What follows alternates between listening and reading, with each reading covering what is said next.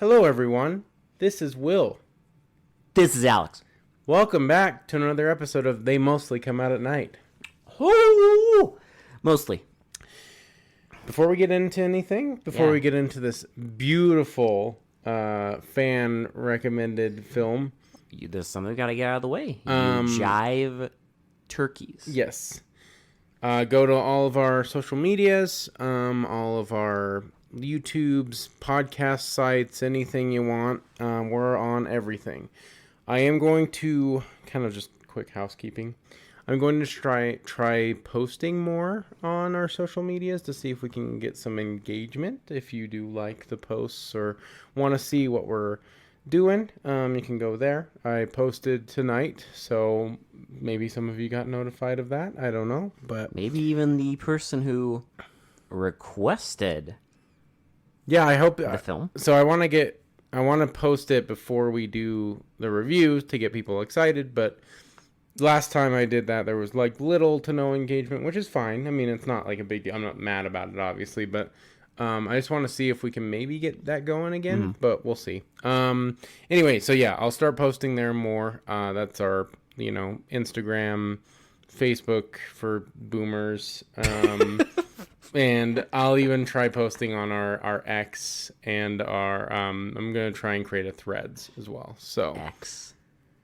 I know, formerly Twitter. Yeah, I don't know. It's just, listen, it's not that podcast. I think it's stupid, but, that's just me. So, yeah, I'll be posting on that there. Main way to get through to us, though, is on YouTube.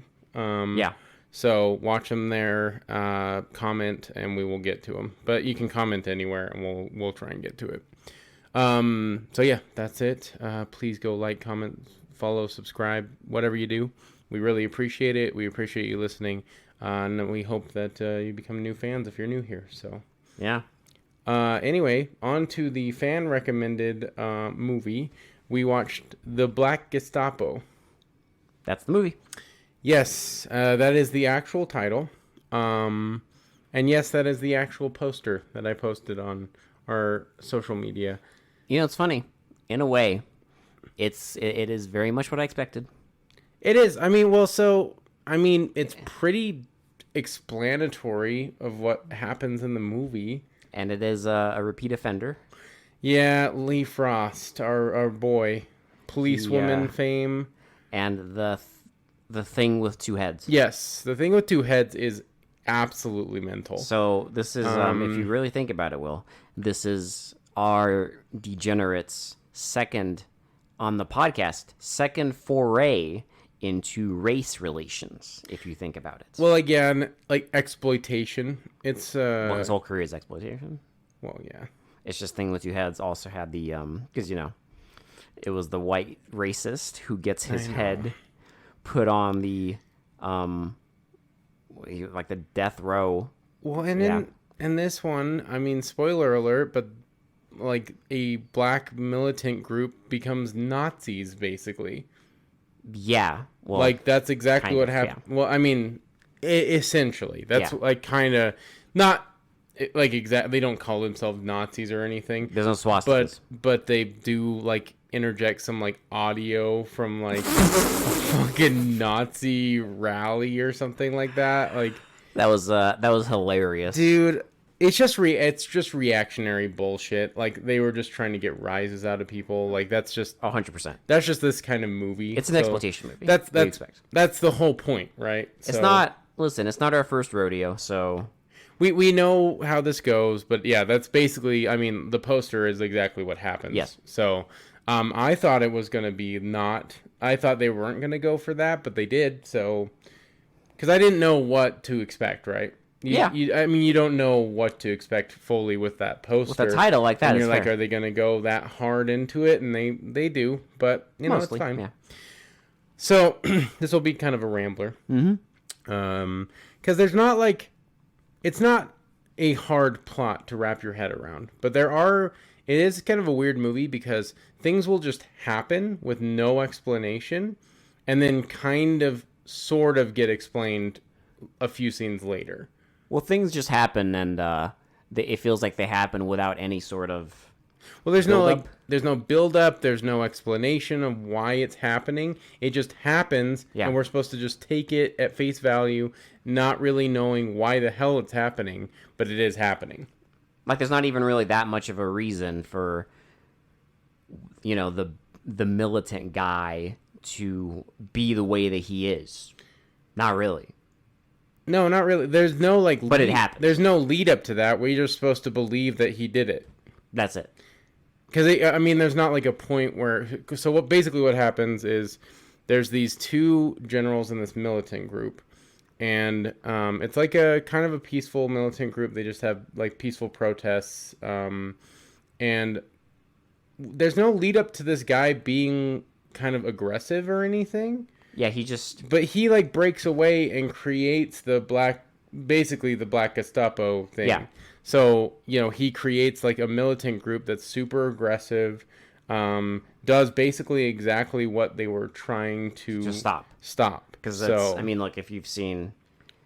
you've seen these movies, so, there's there's drugs in the community, and there's prostitution, and there's protection rackets. Well, and there's the white man taking advantage of the black man, trying to get money out of them and selling and getting them addicted to drugs, extortion, drug use, horrible cities. And he does the same thing.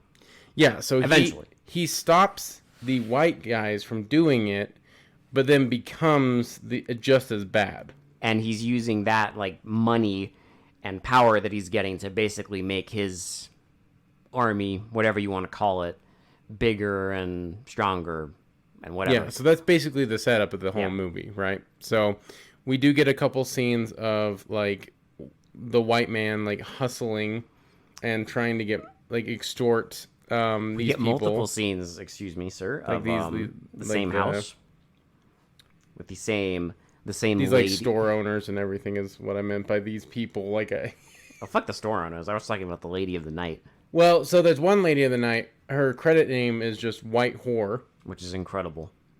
That's it. Absolutely mental and incredible.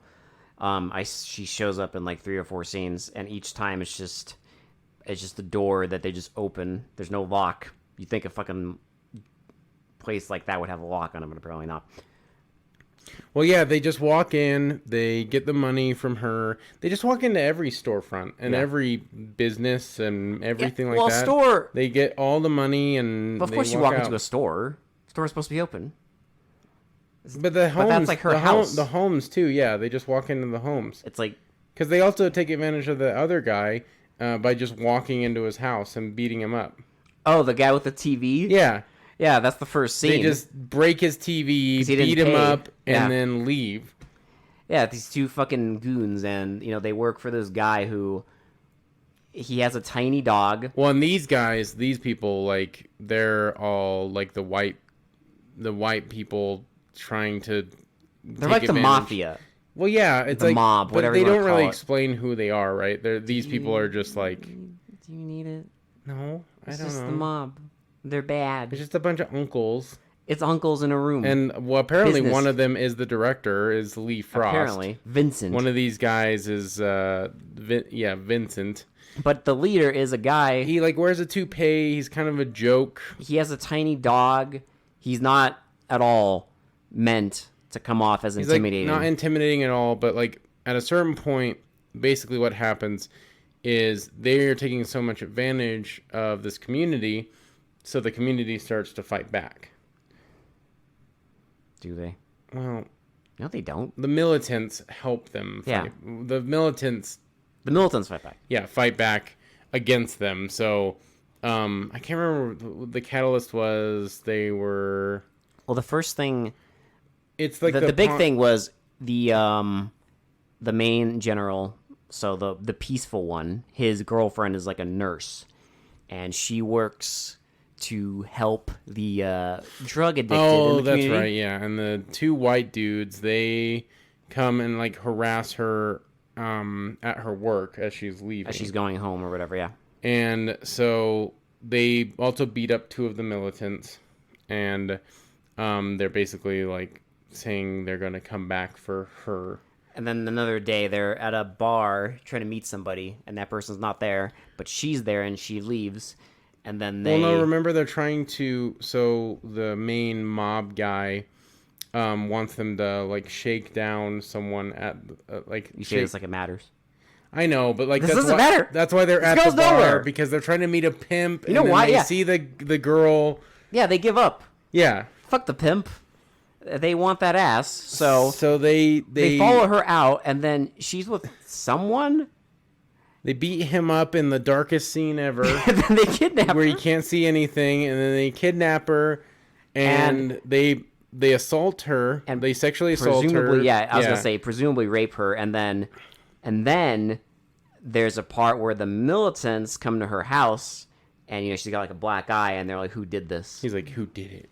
And she says like veto or whatever, and then they become Spider-Man. Yeah, so they're on the roof. They like infiltrate the house and they castrate him. This is the first like scene of them doing something. They castrate the dude and then flush his balls down the toilet, and then we get oh my god, an absolutely incredible scene of directing and filmmaking and cinematography and acting where the goon boss gets woken up with his naked lady in bed. Mm-hmm. And the guy basically tells him, like, yeah, so-and-so got his dick chopped off. I love this because in mid-conversation, they'll just cut back to the woman rolling over. But, like, of course, they show her... You see... her breasts, like, probably 5 to 6 times in the entire like, I was sequence. Gonna say, well, you see her jahoobies 5 times. 5 times, yeah. And it's hilarious. Yeah, and it's, like, the same shot every time. No, they only reuse that shot once. Oh, that's right. Okay, sorry. Yeah, just because she rolls over, there's one shot of her like sitting up. There's the shot of her rolling to the left, and then they reuse the shot of her rolling to the right. Oh, right. Twice. Yeah. So these guys, they get all pissed, right? So they go to a barber shop. Well, no. First, there's the fucking dipshits who go to the same store again. Oh, like the pawn shop or whatever. And the guy basically tells them, "I don't have money." And they threaten him, and then the fucking militants just clown car out of the back of the... And he, like, shoots one of them, and he's like, you shot one of my soldiers. I'll shoot one of your guerrillas. And shoots him, and then... Get him out. He's bleeding on my friend's floor. And then they leave, and that's when he, like, tells them... Because he's like, hey, that money that you're going to give them, like, give that to me. Yeah, well, you can start seeing the threads of, like, he's What's becoming... happening? Just as bad. Yeah. Power corrupts. But again, there's no lead up to that. No, there isn't. It just happens. And it happens, and you fucking accept it. But it happens once, and we just accept that he's a bad guy. Yep. I don't understand. That's not how movies usually work, but okay. In this world. Yes. Apparently. They were just powering through it. And then there's the fucking part. So yeah, they get like... Off screen, we know that like a bunch of other ones get apparently roughed up too. Oh no, because they go show to a up. Barber shop. No, that's after. They show up to the fucking. Oh yeah, they show up to the white whore's house, and then get ambushed. I can't call her anything else. Don't come it's for me. It's in the credits. It's her credit name. It's White Whore. She doesn't have a name in the movie. I'm sorry. A name. And then they go there to hustle her and get ambushed. And one of them gets drop kicked out of the fucking window. So the white dudes, they have a meeting in the desert. All these remember? Guys have a meeting in the desert, and they talk about how one of them broke their neck. They don't know if the guy that got shot is going to survive. One of them broke their finger. There's just a ton of trouble going on, and one of them's like, "We should get out of town," and the other guy's like, "No, I'll fix it. We need to go fix it." And so they decide to go to. So this is where they go into the barber shop, and like 3 militants come out, and then the guy goes up to the 2 barbers and is like, "Hello, black gentleman." Yeah, and he's like, I don't know if he says anything, and then the militants come out, and 3 militants come out, and then there's just a bunch of white dudes on the fucking like barber getting their haircut. And they just like come out of nowhere and like point their guns and shoot the militants. And then they're like, okay, good. And then he takes the money from the barber. Spread the word that we're not going to let this, like, militant group take advantage of us. And then they go back to the desert again, have the same fucking meeting, and then the guys give him the bags of money. Yeah, all these guys, like, they all just throw the money in the fucking, like, passenger side door of this white dude's fucking car. And then he's driving somewhere, and there's a car with 2 women next to him, and of course... She pulls out one tit. She pulls out one whole Jehuber. One whole Jehuber. And the guy's like, ooh. And then the women just start crashing into him. And he's like, what the fuck? And then there's a fucking pole. That has the logo. The militant logo. The fist logo. Symbol. And it's just there, I guess, as a sign. This is baffling to me. So there is a pole. Oh, and I should say, we don't know who these women are. We've never seen them in the entire movie. They work for... I guess they work for this... militants. This militant group, and... that's it. They just were told to run this dude off the fucking... Yeah. And they left them an air... No, they left them a perfect mark, Will, on the side of the road. Yeah, so they forced this guy off. They tell them exactly where this dude has to be forced off the fucking hill. Dude, I love this scene because this car careens off this cliff, rolls probably 50 fucking times. It's demolished. Is annihilated. Like, no one would ever survive this fucking car crash. Not on Earth would this ever happen. No one would survive it, you say? So the guy is totally alive. He just has a little scrape on his head. And that's it. And he's trying to get out of the car and gets fired at. And militants are like, okay, well, we won't shoot you as long as you give us the money. So he tosses 4 bags at them. He's like, that's all I got. Let me out. Come on. And then they take a Molotov cocktail and throw it at the car. And he's like, what? We had a deal. What are you talking about? And he's like, we said we wouldn't shoot you. And then the car lightly explodes. And that's it. Because we have a shoestring budget, so you can't do a big explosion. No. You do a little firecracker explosion. And that's it for him. Yep. And then the fucking bad guy has another meeting with... Yeah, so the mob bad guy. With another... Because there's kind of 2 bad guys. Right. Well, and till a certain point, and then there's just one. After this one departs. After this one departs, there's just one bad guy. But he has another meeting. I think it's... Koja? Koja? Yeah, Koja. He has another meeting with another naked lady in the back of the room. Now, if you're noticing that, Ahmed is just gone from the movie... It's because he is gone. It's because he is. Because Ahmed's our main guy. He will be, yeah. Ahmed's, the hero of the film. Yes. And he's nowhere to be seen for, at least 30 minutes of the entire movie. Yep. That's just fine, I guess. No, I just want to make that crystal clear because he comes into play soon, but with no explanation. So the white dudes are like, okay, we're fucked. We're fucked. Okay, we're gonna get out of town. Get out of town until things calm down. All these white people need to get out of fucking town until the heat dies down, and then we'll come back. They never come back. The other thing that happens during this scene is for some reason he singles out one of them. Oh yeah, and he's like, you are the dumbest motherfucker alive, and the guy's like thank you. That's it. And they almost smooch. Their faces were very close. They are very close. 20 seconds, okay? It's a little sus. And then that's it. They're gone. Then the white dudes are gone. All those people are just gone. And so forget about all the white dudes. The Koja, he sets up a camp now. So basically what happens is Koja goes behind Ahmed's back and talks to this one guy, and he's like, I need 6... Well, it's the guy he hired in the beginning. Yeah, I need 6 people, That was the beginning. Oh, right. Yeah. So so this guy... That's how he set up his army. Well, that same guy buys them a compound. Yeah. He's now his right-hand man. Yeah, and he buys them a compound, and he shows them around, and he's like, okay, we're going to set up the main training area here, and then we'll set up the speech area in the fucking basketball court. And and they get new uniforms. Okay, so here we go. Here, so you saw, if you listen, referencing the poster. If you've seen the poster, or if you go to our socials, like I've posted there, or you will see Google.com. You will see the uniforms they start wearing. It's all black. So again, they're going with the whole, you know what vibe, the SS Nazi vibe.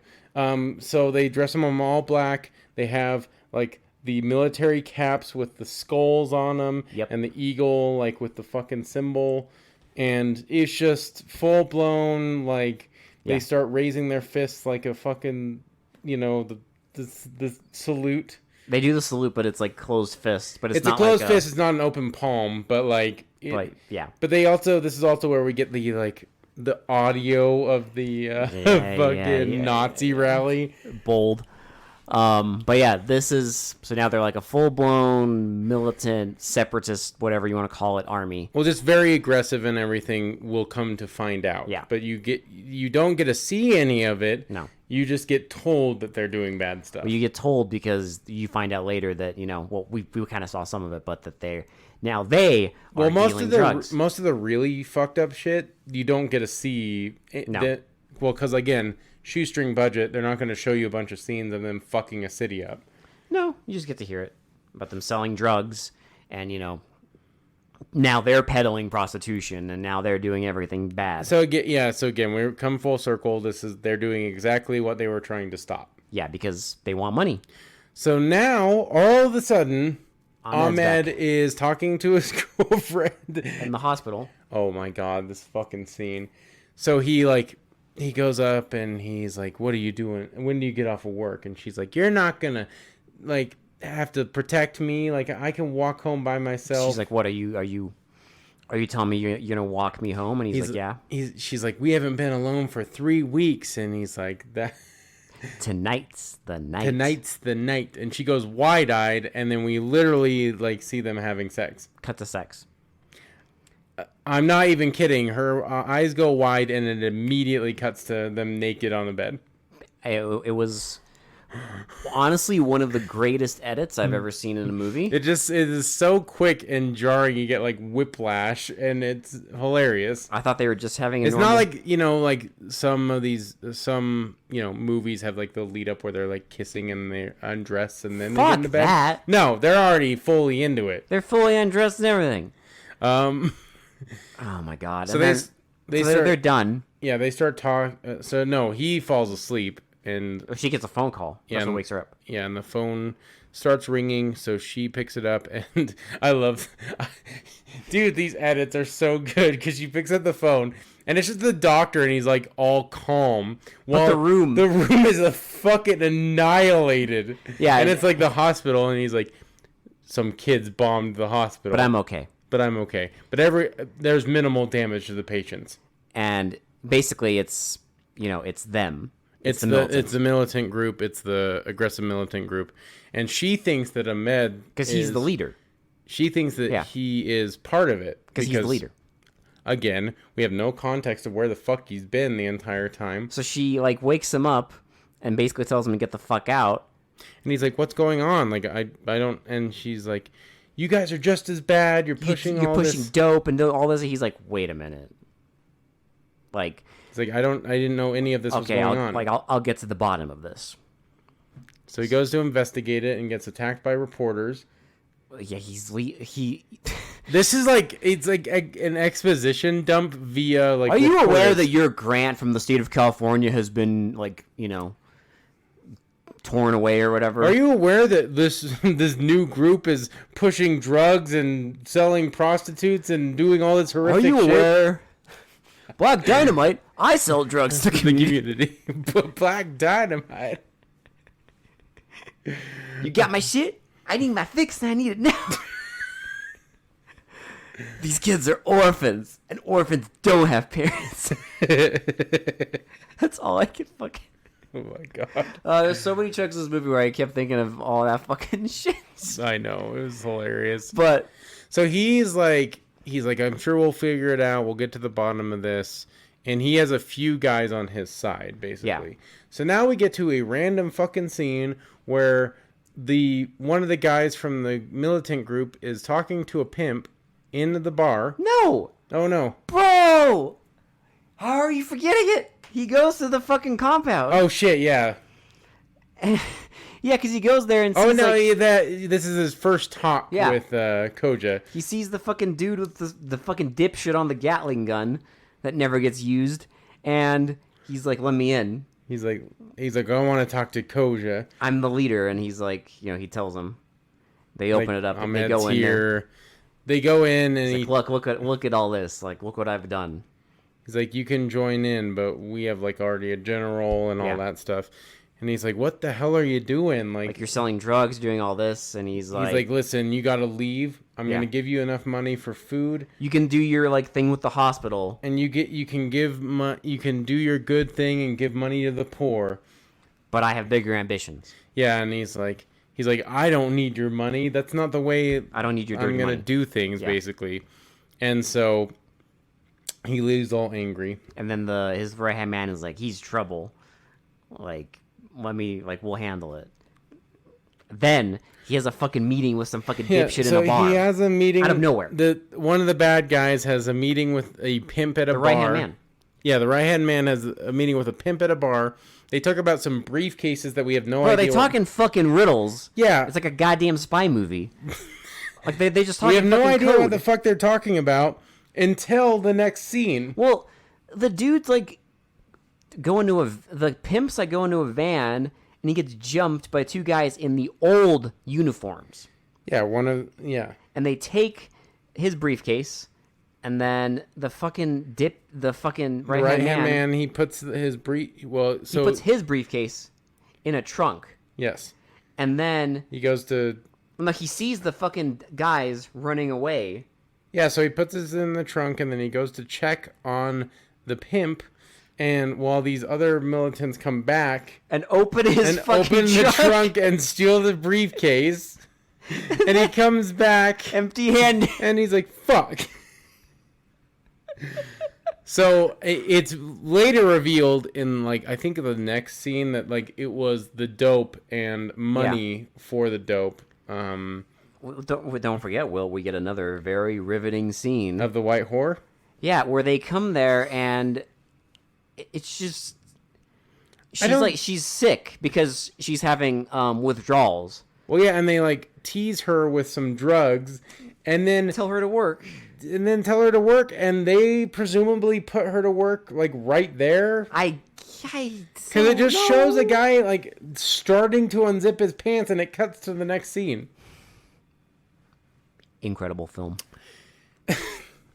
God. Just Lee absolutely. Frost really thought he was doing something here. I don't know what he thought, man. I mean, listen, R.I.P., but holy shit, my dude, you fucking... There ain't nothing. I don't even know. Can I just mention that the last thing the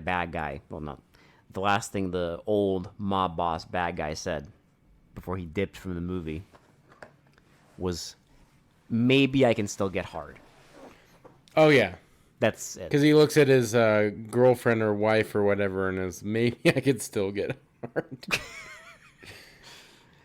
Oh, my God. Then there's a... Oh, yeah. We also forgot to mention a line that we thought was hilarious. One of the white dudes that was harassing in the very beginning, the woman was like, "You feeling lonely? How about getting laid?" It's like a commercial. Yeah. Feeling lonely? How about getting laid? Yeah. Blue Chews now available. No, just kidding. Now available. Fucking.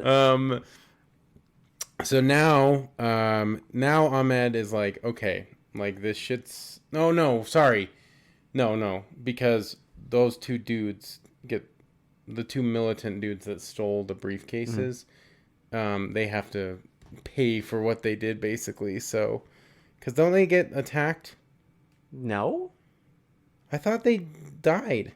I do not remember this at all. What are you talking about? I thought they died, and that's why Ahmed goes to the... I remember he beat up the shop owner. Yeah, he beats up the shop owner because, same thing is happening. Yeah. And they're all, evil and shit. Yeah. And then... They're fleecing him for his money. I do not remember these two dying. Where did they go, then?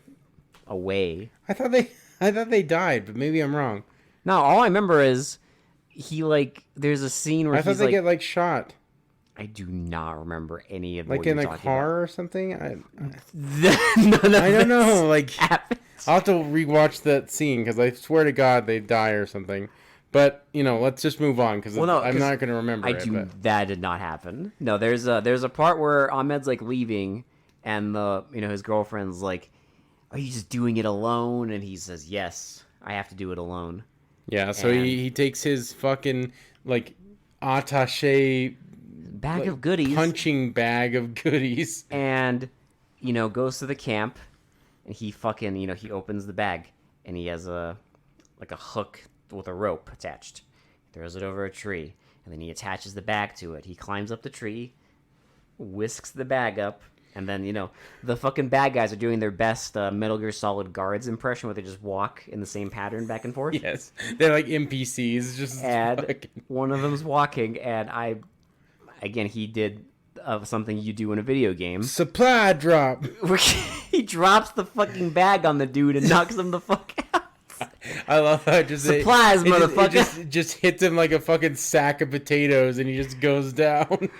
Oh god! And then he knocks out the other guy with the rifle, and then dresses up as one of the. Well, first he dresses up as the guy he knocks out, and then he walks past that guy, and then he knocks him out the wreck. Yeah, and so then he goes to the training area, and he crawls around, and some dude thinks he's like a recruit, and then he donkey kicks him. Yeah, he bucks his leg because he's in a prone position, and he bucks his legs behind him and somehow knocks this guy completely out. He takes his uniform. And then he tells all the trainees that they're going to run, and he hopes they can run as much and as far as they can. And that's what they do. So he leads them all out of the compound, and we just see them running. That's it.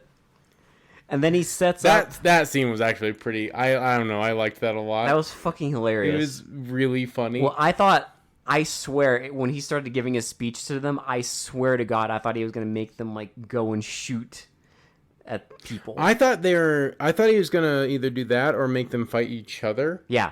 Where it's like, like just a brawl, like an all-out brawl with all the bad fucking militants. But instead, he just makes them run until they basically die. Yeah, it's because, we also see a scene where they're, like, almost collapsing while running. Yeah. Because they just keep running because they're blindly following the orders. Oh, yeah, and then he has, like, the so rope. He... And he, remember, he chokes the fucking... the Gatling gun guy. He chokes him out. He gets on the Gatling gun and points at, like, two guards also walking in a pattern. And he's like, drop them, unless you think that you can be a faster draw than me. And they're like... Okay, they drop them, and then it cuts to their bodies. Does he like knock them out and hog-tie them? And then, yes. And then now he becomes like Rambo because he takes out this weird contraption that has like 6 barrels on it, and he loads it with buckshot and gunpowder. And he ties it to one of the trees. And then he has another one apparently, which he ties to another tree, and then he sets up. And I'm just thinking here, like. It shows him multiple times setting this huge trap up, right? Yes. And I'm like, how fucking long does this guy have to set up a trap? They have to know someone's there. But nope, he has all the time in the world. Remember, they're all knocked out. And the only other people who would know are busy running themselves to death. So he sets both of these traps up, and then they're finally like, okay, like, we're going to go, I guess. March this way. They're doing like a march to the front of the compound. And they trigger one of the things, and the camera like violently shakes to show that they all got shot, and they fall. And we see the next scene of them all on the ground, like 20 dudes just laying on the ground. They send another 20 dudes there. Well, because they hear the blast. Yeah, and instead, because the first blast was triggered by a rope, because they tripped it like a tripwire, and then the next 20 dudes come there, and now he has like a fucking. Like a trigger? Like a trigger that he presses, and then he fucking kills blasts the other ones with a camera shake. Through the power of shaky cam, they die. I also should... So, a note on the cinematography. I love one of the shots because fucking the cameraman's hand is, like, visible. Like, part of his skin. On the top right of the camera. Like, on the top right of the camera, you can just see the fucking side of his hand. I'm like, how stupid are you? And in another scene, you see the shadow of a boom mic in the corner. Yes, I'm shocked there wasn't more, honestly. I know. There probably was, but the quality was so bad that I couldn't see any. I don't know, dude. It was because some of those windows are so reflective. They had to have. Maybe if you look really close, but I'm surprised it wasn't more obvious. Yeah, I mean that's fair. Yeah, but those are the only two goofs I saw. But it was hilarious seeing like the side of a guy's hand. That was very that was by far way too obvious. So then our guy, he goes to confront. So Ahmed goes to confront Koja. Well, don't forget he goes there and he dual wields. Oh yeah, he just blasts all these people running. Well, a machete wielding maniac running out of the fucking like barracks. He's like wearing his fucking pajamas. And this guy's just fucking mowing people down with these two rifles. I didn't think he was gonna kill anyone in the like. Stop giving a fuck. Well, what's weird is like he presumably served with all these guys, right? Well, I guess. So you think he'd like take some sympathy because they're kind of all brainwashed by the original guy. If he took sympathy, Will, we wouldn't have our one-man army ending that I wanted. Well, I know, but like I'm just saying, like it was just fuck him. I thought he wasn't gonna kill everyone, but he does. He kills everyone. So then, so after mowing these guys down, he finally gets to the main bad guy, Koja. Tells him like, "Turn around, motherfucker!" Like, no, and then he's like, "Drop the gun like a rock," and he drops the gun in the pool. And he's like, "The pussycat grew fangs." And then, meanwhile, the fucking right-hand man comes up behind him and grabs him and like starts like pinning him down. And Koja takes out his little straight razor that he used to castrate the white guy's balls. And so they're like on the ground, and he's gonna come over and stab him, and then he fucking he like lunges forward, and somehow Ahmed like takes his leg and like tips him overhead, and he swings his arm down and somehow slits the right hand man's throat. And he's dead. He's just dead. That's how he that's how he eats it. And then they have a nice little wrestling match, and they like fall in the pool, and they're like wrestling in the pool, and because the gun falls in the pool, so they're both trying to get it. And then one of them gets it, and we hear a gunshot, and we see Ahmed getting out of the pool, and then we get this awkward shot. Like he looks like a fucking Koja, seal, like coming out of the water like a seal, like head first. Not like floating like a dead guy in a pool, like normal. Like a seal. Like his eyes are like wide open, like coming towards the camera. And then Ahmed just goes out of the compound and doesn't even bother to close the gates or anything. And then we see Koja just floating like face first again, staring at the camera. And then it goes like sepia tone. And you just said wasted. Yeah. Because it just wasted. And that's the movie. Insert GTA like sound effects here. That's the fucking movie. Dude. Oh my god. What a ride. I have to say, and I'm not meaning anything against the other people that have suggested things. This is probably the most entertaining suggestion we've watched. Yeah, this is one of them. Yeah, because let me see. I know we've watched some real stinkers. I'm sure there's another one we enjoyed, but like I don't know. This one was interesting because I didn't hate it. It's very stupid. It is extremely don't stupid. get me wrong on any of that. It is very. I remember stupid. We had Beyond the Door, which was entertaining in parts, but the Lorelei's Grasp. The Lorelei's Grasp. That was. We had. God damn, it was dumb. Yeah, that was a special. We had Starship Invasions. Oh God. Garbage. Rattlers. Oh, that was so boring. So yeah, I think Forbidden World. I would say like easily one of the best suggestions we've had as far as like entertainment value. Blue Sunshine. Yeah, this is. I would watch this again over the other suggestions we've had. Which is kind of just. I mean, I don't know if you wanted us to hate it, but I didn't necessarily hate it. I think it's very dumb. Like, it is very dumb, and like I think this movie has brain damage. I don't know. I don't think Lee Frost was going for anything, but I don't even know, dude. No. He has to be brain dead, right? You saw a picture of him. He looks like someone's grandpa. Yeah, it is a white guy, which is hilarious. Here's what's hilarious. Here's what's funny to me. Is we start watching this nonsense, right? And like 12 minutes in, Will's like, I'd never seen him. Neither have I, Will, but I knew. I fucking knew. And Will's like, is Lee Frost white? And I'm like, there's no fucking way in hell that this dude is black. I will not.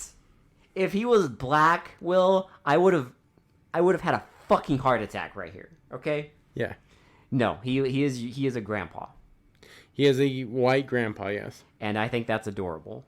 It is hilarious. Because I think it's funny that a white grandpa has now made 3 movies on this podcast that are completely fucking brain dead and filled with tits and fucking nonsense. Mm-hmm.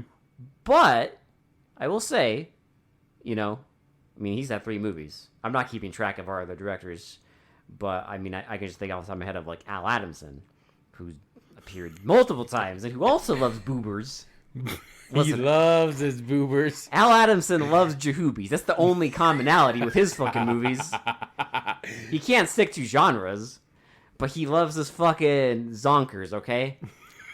And I will say, out of our fucking movie-loving white men grandpas, I'll take Lee Frost over Al Adamson. I think Lee Frost has a better handle on this whole movie thing. I think so. Because Al Adamson just makes, like, basically softcore porn. Al Adamson makes fucking garbage. With, like, an action story plot. Al Adamson makes fucking trash. It really is. Like, don't get me wrong. Lee Frost is trash, too. I love Al Adamson. Listen, I love Al Adamson like you love, like, a blind 3-legged dog, okay?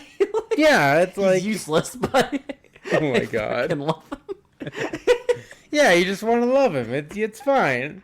I feel pity on the man. Oh my God.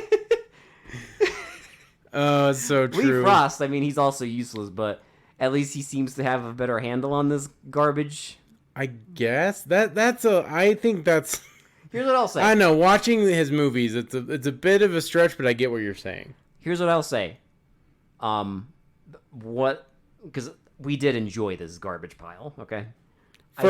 Just for ridiculous, fucking stupid, like, bullshit movies, it's very entertaining. I think what helps is it's never boring. Yeah.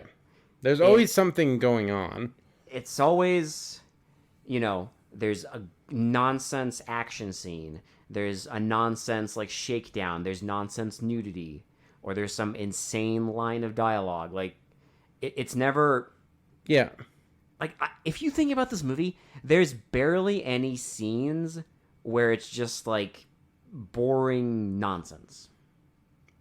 I would say almost zero.